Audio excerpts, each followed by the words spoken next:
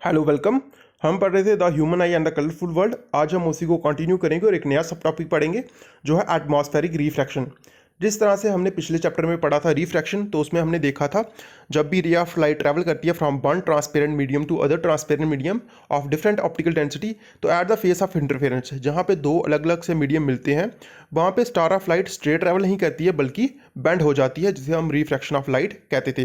For example हमारे पास दो medium है, M1 मीडियम और साथ में M2 मीडियम। तो जब भी M1 मीडियम से M2 मीडियम में जो लाइट है वो एंटर करेगी तो वो स्ट्रेट ट्रैवल नहीं करके बल्कि बेंड हो जाएगी। तो यहाँ पे आप देख पा रहे हो जो हमारी रे ऑफ लाइट एंटर करी थी तो वो स्ट्रेट नहीं ट्रैवल करी है बल्कि बेंड हो रही है, जिसे हम रिफ्रैक्शन ऑफ लाइट कहते थे। तो आज का जो हमारा टॉपिक है एटमॉस्फेरिक रिफ्रैक्शन, तो ये भी रिफ्रैक्शन ही होता है, मगर ये जो रिफ्रैक्शन होती है ये एटमॉस्फेयर के द्वारा की जाती है। तो अगर हम इसको पढ़ें, atmospheric refraction is a deviation of light from the straight line as it pass through the atmosphere. तो जो एटमॉस्फेरिक रिफ्रैक्शन होती है ये भी बेंडिंग ऑफ लाइट होती है। जब भी स्ट्रेट जो रे ऑफ लाइट होती है एटमॉस्फेयर में एंटर करती है तो वो बेंड हो जाती है, जहाँ रिफ्रैक्ट हो जाती है। क्यों होती है? Due to the variation of air density, क्योंकि जो हवा का घनत्व होता है as a function of height वो बदलता रहता है। जिस तरह से हाइट जो होती है एटमॉस्फेयर में वो बदलती रहती है, तो अलग अलग लेयर जो होती हैं एटमॉस्फेयर में उनकी जो डेंसिटी होती है वो भी अलग अलग होती है, और जिसकी वजह से रिफ्रैक्शन ऑफ लाइट होती है।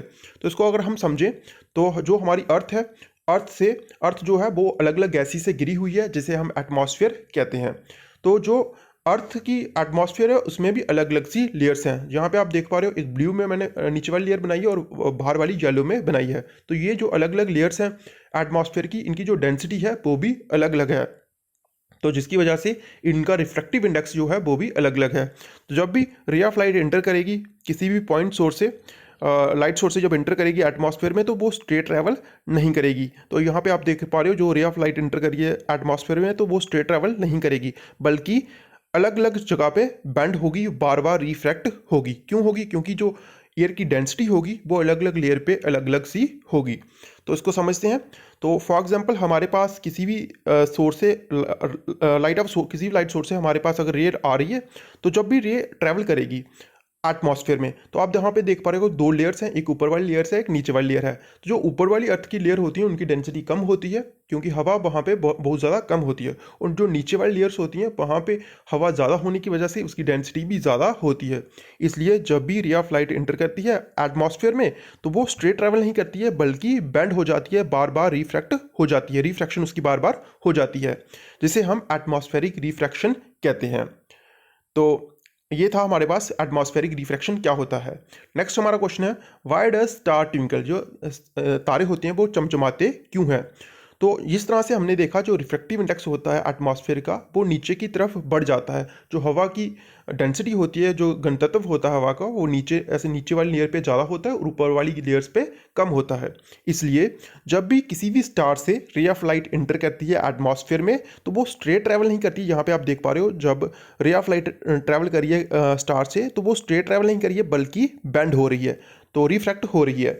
क्यों हो रही है? एटमॉस्फेरिक रिफ्रैक्शन की वजह से, जिसकी वजह से जो स्टार की पोजीशन होती है पहले वाली पोजीशन से स्टार की पोजीशन बदल के एक स्टार की नई पोजीशन बन जाती है, जिसको हम अपीयरेंट स्टार पोजीशन कहते हैं। तो ये आपने देखा पहले स्टार की पोजीशन यहाँ पे थी, हमें जो स्टार था यहाँ पे दिखना चाहिए था और यहाँ पे नहीं दिख रहा है।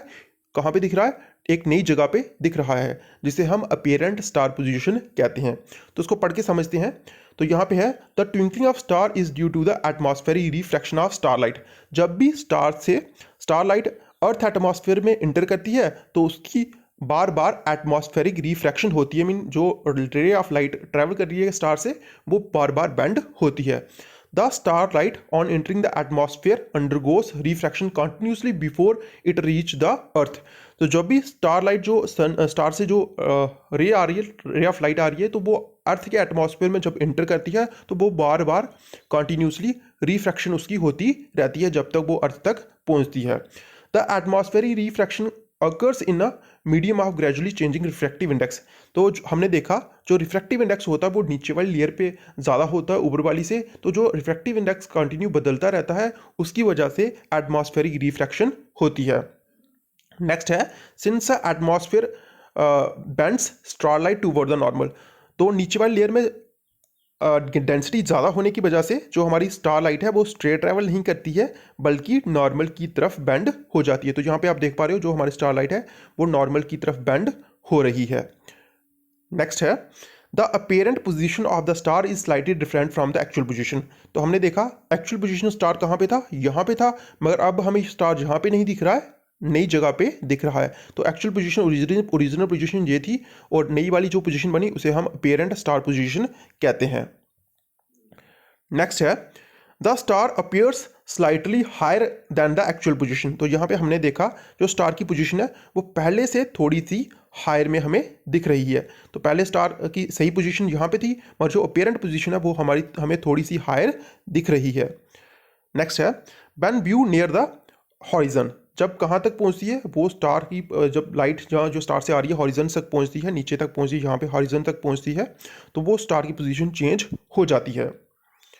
तो the further the apparent position of star is not stationary. और जो नई पोजीशन स्टार की बनी है, जो अपेरेंट पोजीशन स्टार की बनी है वो भी एक जगह नहीं रहती है, वो भी कंटिन्यू एक जगह से दूसरी जगह बदलती रहती है। क्यों बदलती रहती है, वजह क्या है उसकी, तो what keep on changing slightly बदलती रहती है since the physical condition of the earth atmosphere और नॉट स्टेशनरी। क्योंकि जो हवा का घनत्व है वो हमेशा एक जैसा नहीं रहता, जो एयर की डेंसिटी है वो हमेशा एक जगह एक जैसी नहीं रहती है बल्कि कंटिन्यू बदलती रहती है, जिसकी वजह से रिफ्रैक्टिव इंडेक्स कंटिन्यू बदलता रहता है और कंटिन्यू रिफ्रैक्शन ऑफ लाइट होती रहती है। Since the star are very distinct, तो हम जानते हैं स्टार बहुत दूरी पे हैं, तो they approximately points sourced size source of light. तो जो स्टार्स हैं वो एक तरह के पॉइंट सोर्स ऑफ लाइट है हमारे पास, जो एक पॉइंट की तरह है, उनकी इमेज बनती है। As the path of ray of light continue coming from the star goes on varying slightly. इसी वजह से जो स्टार से लाइट आ रही है वो कंटिन्यू बदलती रहती है और जो अपेरेंट पोजीशन जो नई पोजीशन बनी है स्टार की वो भी हमेशा फ्लक्चुएट करती रहती है, बदलती रहती है, जिसकी वजह से the amount of star light entering the earth fickles, जिसकी वजह से जो लाइट आ रही है स्टार से वो भी कम से ज़्यादा होती रहती है। And star coming apparent bright, कभी स्टार हमें ब्राइट दिखते हैं तो कभी हमें फेंटर दिखते हैं। तो कभी उनसे जो रे ऑफ लाइट आ रही है तो ज़्यादा रोशनी कभी पहुंचती है हमारे तक और कभी कम पहुंचती है, जिसकी वजह से ट्विंकलिंग इफेक्ट पैदा होता है। नेक्स्ट क्वेश्चन है explain why the planet do not twinkle. जो प्लैनेट्स स्टार्स तो ट्विंकल करते हैं, जो प्लैनेट्स होते हैं सोलर सिस्टम में उन पे जब स्टार से लाइट पड़ती है तो वो लाइट वापस रिफ्लेक्ट होकर हम तक पहुंचती है, तो वो ट्विंकल हम स्टार क्यों नहीं प्लैनेट्स ट्विंकल क्यों नहीं करते हैं। तो planets are much closer to earth, जो प्लैनेट्स होते हैं वो पास होते हैं अर्थ से एज कम्पेयर टू स्टार, अगर हम स्टार्स के कंपेयर में उनको देखें। Therefore planet do not act as a tiny source of light. इसकी वजह से जो प्लैनेट्स होते हैं वो टिनी सोर्स ऑफ लाइट से की तरह कंपेयर होने हम नहीं कर सकते। Which cause the shifting due to the atmosphere refraction is smaller, जिसकी वजह से जो एटमॉस्फेरिक रिफ्रैक्शन होती है वो बहुत ज़्यादा कम होती है, जो क्या करती है नलीफाई द ट्विंकलिंग इफेक्ट, जिससे जो ट्विंकलिंग इफेक्ट है वो भी ना के बराबर हो जाता है। नेक्स्ट क्वेश्चन है advance sunrise and delay sunset. तो क्या होता है कि जब जो हमारे पास सन है, सन की पोजीशन जब हॉरिजॉन पे होगी, हॉरिजॉन्टल पे होगी, तो हॉरिजॉन पे जब उसके बाद सन की पोजीशन जब हायर आएगा तब हमें सन दिखेगा, मगर ऐसा नहीं होता, हमें एडवांस में 2 मिनट पहले ही सन दिख जाता है सुबह और 2 मिनट लेट तक हमें शाम तक सन दिखता रहता है। तो ऐसा क्यों होता है, तो क्या होता है कि जब सन की जो पोजीशन है, सन से जो रे ऑफ लाइट ट्रैवल कर रही है, तो अगर रे ऑफ लाइट स्ट्रेट ट्रैवल करेगी तो हमें सन की पोजीशन नहीं दिखेगी, सन नहीं दिखेगा, मगर ऐसा हमें नहीं होता। जब भी जो सन से रे ऑफ लाइट ट्रैवल कर रही है तो जब एटमॉस्फेयर में ट्रैवल करेगी तो वो स्ट्रेट ट्रैवल नहीं करेगी बल्कि बेंड हो जाएगी, जिसकी वजह से जो स्टार की पोजीशन है, जो सन की पोजीशन है वो हमें नीचे नहीं दिखेगी बल्कि हायर दिखेगी। इसलिए सुबह 2 मिनट पहले ही हमें सन दिख जाएगा और शाम को जब जो हमारा सन है डूब भी जाएगा, सनसेट होने के बाद भी जो सन से रे ऑफ लाइट आ रही है तो उसको सीधा ट्रैवल करना चाहिए था स्ट्रेट, तो हमें सन नहीं दिखना चाहिए था, मगर ऐसा नहीं होता।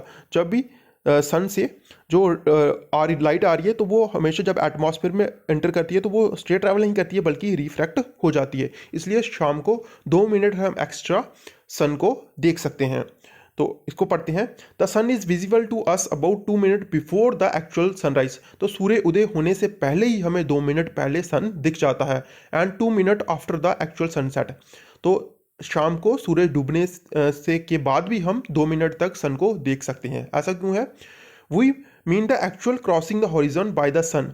तो हम सन को तभी देख सकते हैं जब जो हॉरिजन है उसको अगर सन पार करेगा, मगर ऐसा नहीं होता। तो क्या होता है? तो apparent position of the sun with respect to the horizon, क्योंकि जो अपेरेंट पोजीशन होती है सन की हॉरिजन के, वो हमें हायर दिखती है। And time difference between the actual sunset and the apparent sunset is 2 minute. और जो एक्चुअल में सनसेट होता है, जो सनराइज होता है और जो सनसेट होता है, उसमें जो डिफरेंस है वो 2 मिनट का है। And the apparent flattering of the sunrise on at a sunrise and sunset is also due to the same phenomena. तो हमने देखा शाम को जो हमें सूर्य दिखता है वो हमें थोड़ा सा चपटा सा दिखता है, सर्कुलर नहीं दिखता। तो हम जहाँ पे देख पा रहे हैं कि जहाँ पे जो हमें सन दिखेगी शाम को पोजीशन, वो हमें स्फीयर की तरह नहीं दिखेगा, बल्कि as a flatter dice shape में दिखेगा। तो ये भी एटमॉस्फेरिक रिफ्रैक्शन की वजह से होता है। Thank you.